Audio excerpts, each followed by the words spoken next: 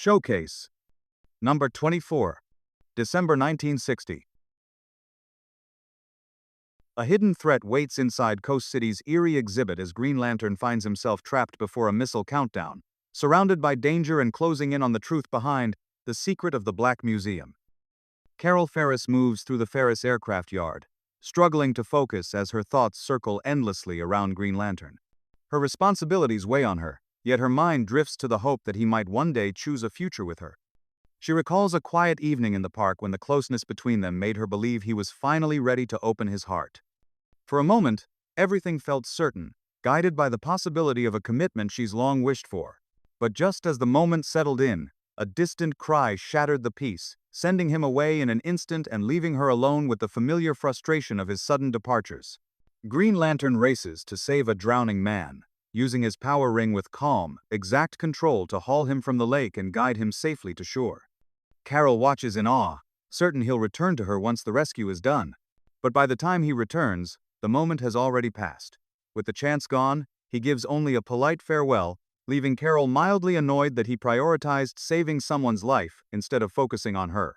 Carol spots professional pilot Hal Jordan, giving her an unnerving, perverted grin as she walks into the hangar. She ignores it and delivers the urgent message from Army headquarters, unaware he's the same Green Lantern she's been longing for. Carol gives Hal the message about returning the revised top-secret plans, and he agrees with his usual confident ease. After she leaves, he reflects on how she adores Green Lantern while hardly acknowledging Hal Jordan, unable to understand why his patronizing pet names, disturbing innuendo, and unsolicited physical contact haven't won her over yet.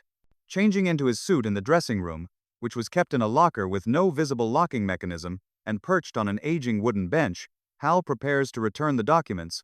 But confusion and panic sets in when he realizes the plans are missing from his pocket. Realizing the danger if they fall into the wrong hands, he forces himself to stay focused and methodically retrace his steps, starting from lunch earlier that day. Hal thinks back to lunchtime, recalling how a man bumped into him in the crowd outside the commissary. The memory sharpens as he pictures the stranger's face, realizing he'd noticed the man before without understanding why. He connects the moment of contact to the missing documents, recognizing the classic sleight of hand and concluding the plans were likely lifted from his pocket during the encounter. But he still can't place where he's seen the man before, and the uncertainty gnaws at him. Determined to retrieve the memory, Hal calls on his power ring to probe deeper, focusing all his will as faint, unclear impressions begin to surface. A sudden spark of recognition brings Hal the memory he needs. The man from lunchtime is someone he saw during a recent visit to the amusement park. Even though the clue is thin, it's the first solid lead he's had, and urgency pushes him to act. He quickly shifts into his Green Lantern uniform, reminding himself to recharge the ring before heading out. With the ritual oath renewing his focus, he prepares for what lies ahead. Moments later, Green Lantern streaks across the city toward the amusement park, hoping the man works there or visits often enough for the search to begin in earnest. As Green Lantern arrives at the amusement park, a crisis erupts. A bright yellow rocket car tears free from its roller coaster track, sending its passengers into a plunging fall. Hal reacts instantly, racing toward the tumbling car despite the color that nullifies his ring's power. He pushes forward anyway, forming massive springs beneath the falling vehicle at the last possible moment. The car bounces safely to a stop, leaving its shaken riders unharmed and the danger narrowly avoided. As the crowd gathers in relief, Hal takes comfort in the fact that the rocket's underside wasn't yellow, a detail contradicted by the very first panel at the top of the page, showing the rocket's underside clearly was yellow.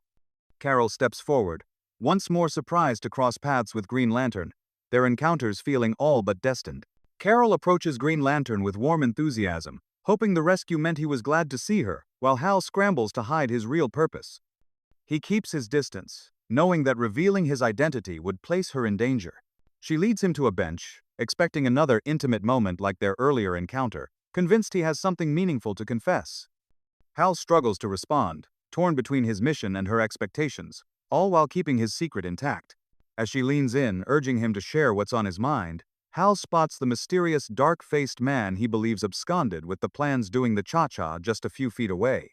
Carol watches in disbelief as Green Lantern abruptly rushes off, leaving her behind once again.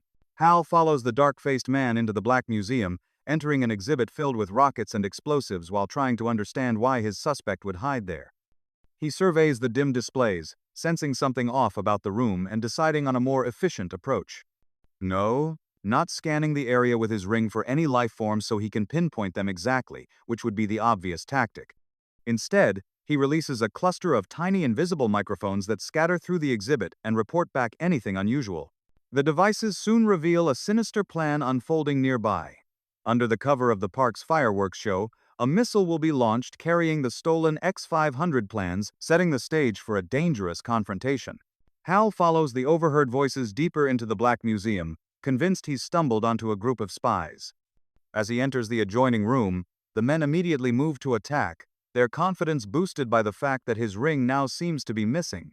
Before he can act, a sudden strike from behind knocks him off balance, the ambush catching him completely off guard. The group quickly surrounds him, congratulating their accomplice as they drag the unconscious Green Lantern away to decide his fate. Outside, the nightly fireworks burst above the museum, drawing the crowd's attention. Carol watches uneasily, noticing what appears to be two men urinating off the top of the Black Museum, and grows even more anxious that Green Lantern still hasn't emerged. Inside the Black Museum, Green Lantern lies imprisoned beneath the rocket prepared to carry the stolen X-500 plans out of the country. The spies retreat into a protective enclosure and begin their countdown, confident the missile will deliver the plans to their superiors while leaving Hal trapped beneath the launch platform. As the seconds tick down, Hal stirs from his dazed state, disoriented but sensing imminent danger. The rocket ignites just as he regains awareness. Though too weak to break free, Hal manages to will his recently returned wayward ring into forming a protective bubble at the last possible moment, shielding him from the inferno as the missile launches overhead. Regaining his strength, Hal melts through the restraints with his ring and rises unharmed from the blast that was supposed to finish him. He corrals the spies inside a glowing construct to ensure they stay put, planning to deal with them properly once the immediate danger is past. He shoots upward through the roof of the museum, spotting the missile streaking deeper into the sky with the stolen X-500 plans aboard, but no sign of the offending perched P projectors. Pushing himself harder, he gives chase, knowing he has only moments before it escapes beyond his reach. His willpower sharpens as he draws alongside the projectile, overtaking its trajectory and preparing to retrieve the plans before turning back to deliver the captured spies to the authorities. With the stolen X-500 plans safely returned, Green Lantern receives public praise from military officials, who commend his role in stopping the spy ring and announce he will be awarded a special Medal of Merit. Outside the headquarters, Carol pushes through the crowd of reporters to reach him, frustrated yet determined to confront the confusion he left behind. She offers him pointed advice. If he ever starts to propose to a girl, he should stay put until he's finished. Green Lantern is caught off guard, bewildered by the assumption and wondering how Carol arrived at the idea at all as she walks away. In our second story, a massive creature with impossible strength battles Green Lantern, shrugging off every weapon he can muster. What began as a simple drive with Carol has become a fight for survival against the creature that couldn't die. Hal tests a new plane over the Ferris grounds, enjoying the smooth flight until Carol's shriek suddenly reaches him through his headset, surprising him with an unexpected request to spend the afternoon together. Her sudden change in behavior leaves him both puzzled and eager to understand her intentions, raising questions about why she's seeking his company after keeping her distance for so long due to his overt pervertedness. He responds with confident enthusiasm, guiding the plane into a skywritten reply before circling back toward the airfield. Later, driving together along a winding coastal road in his very flat car, Hal waits for her to explain the reason behind this spontaneous outing, sensing that something important is motivating her invitation. Carol mentions a business meeting she must attend, paired with something far more personal she's been eager to share. A vivid dream from the night before, insisting Hal remember it was only a dream as she begins recounting its details. In the dream, she agreed to marry Hal, but only to make Green Lantern jealous, prompting Hal's eager encouragement to hear more. The scene played out like a real wedding, filled with anticipation as she waited for Green Lantern to burst in and stop the ceremony at the last possible moment. But the dream took an unexpected turn. As the officiant declared them husband and wife, Green Lantern never appeared, leaving Carol devastated in the dream, regretting her devious scheme and dreading the inevitable consummation. Carol describes her dream continuing with the two of them driving through the city just after an unexpected wedding. The moment shifts as they travel, creating a rapid change in the dream's direction. She recalls seeing a painter and his can of paint fall from a scaffold above them, prompting Hal to act instantly by slipping a ring onto his finger without changing his appearance. The scene moves quickly as Hal launches upward, using the ring to catch the falling man with a large net created in the air, leaving the poor can of red paint to meet its fate without anyone around to save it or mourn its loss. Carol explains that her dream ended with the idea that Hal and Green Lantern were the same person, a thought that lingered enough to prompt this trip. Her gaze sharpens as she finally asks if he truly is the hero she's imagined. Just like a seasoned politician, Hal starts to deflect without actually providing an answer. The mountain road suddenly ends beneath them, sending the car plunging downward before he can finish not answering the question. Reacting instantly, Hal uses his ring in plain sight, generating a bright green parachute that latches onto the car and slows its fall, mirroring the uncanny rescue from Carol's dream only moments before. The flat car settles into a soft landing beneath the parachute's pull, and Hal quickly checks on Carol, relieved she's unharmed and having slipped neatly into the old fainting at the first sign of danger trope, which conveniently keeps her unaware of the ring's role in their narrow escape. Stepping away from the vehicle, he surveys the shattered edge of the mountain road, puzzled by how a section could vanish so completely. The abrupt break makes little sense until something in the landscape catches his attention. A closer look reveals an enormous footprint pressed into the earth, unlike anything he's ever seen. Confident Carol will remain safe in the car, even though he's leaving her unconscious and completely defenseless. Hal prepares to investigate, thankful his ring is fully charged for whatever he's about to confront. Green Lantern spots a nearby jeep signaling frantically and heads toward it, where a group of shaken scientists rush to explain that something catastrophic has occurred at their mountain lab. They describe their cosmic ray experiments and how an inert blob in a test tube suddenly began to shift, grow, and shape itself into something alive. Before they could react, the mass expanded at an uncontrollable rate, forcing them to flee as their attempts to contain or destroy it failed. Their warning grows urgent as they recount how the creature continued to swell in size. Fearing the threat may spread across the countryside, the scientists beg Green Lantern for help as he listens intently. Green Lantern races ahead, determined to confront the creature now that he understands its cosmic ray origin and the damage it's capable of inflicting. He follows the trail from the torn-away road and the enormous footprint, confident he can finally confront whatever caused them. The tracks lead him toward the Coast City Bridge, where he spots the mind-staggeringly large creature ripping through the structure with ease, its sheer size overwhelming the span as Green Lantern closes in to stop the escalating destruction. Green Lantern unleashes a focused blast from his ring, striking the creature head-on, only to watch the attack have no effect as the massive form absorbs the impact without slowing. A sudden flash of yellow light, naturally, erupts from the creature's eyes, stunning Giella instantly and rendering his ring useless, leaving him reeling as the giant turns and pushes deeper into the city. The creature smashes through a skyscraper as civilians scatter to safety, and military forces arrive in force, firing relentlessly, though their weapons vanish harmlessly into the creature's shifting mass.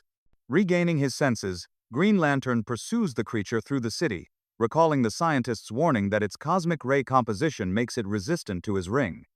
Studying the destruction, he forms a theory that the creature's constant exposure to cosmic rays may be fueling its strength, pushing him to test whether cutting off that energy could weaken it. He creates a giant test tube-shaped shield to block the rays, enclosing the creature just as its yellow eye beams falter, suggesting the plan may be taking hold as he holds the construct firm. Within the giant tube, the creature begins to shrink rapidly, its form collapsing at the same rate it had once expanded.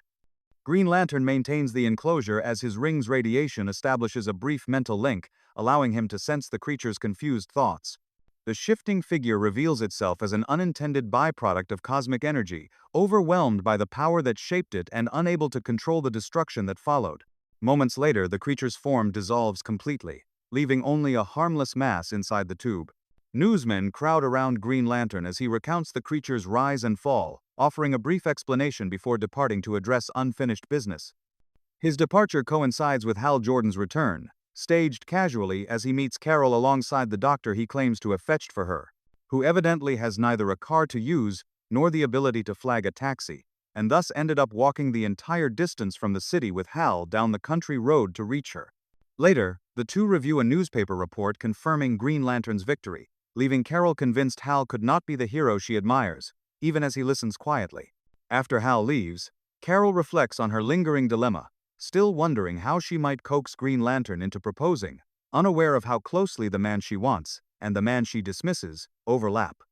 The story closes with Green Lantern shamelessly groveling for reader support so he can trade this second-hand tryout rag for an actual solo series of his own.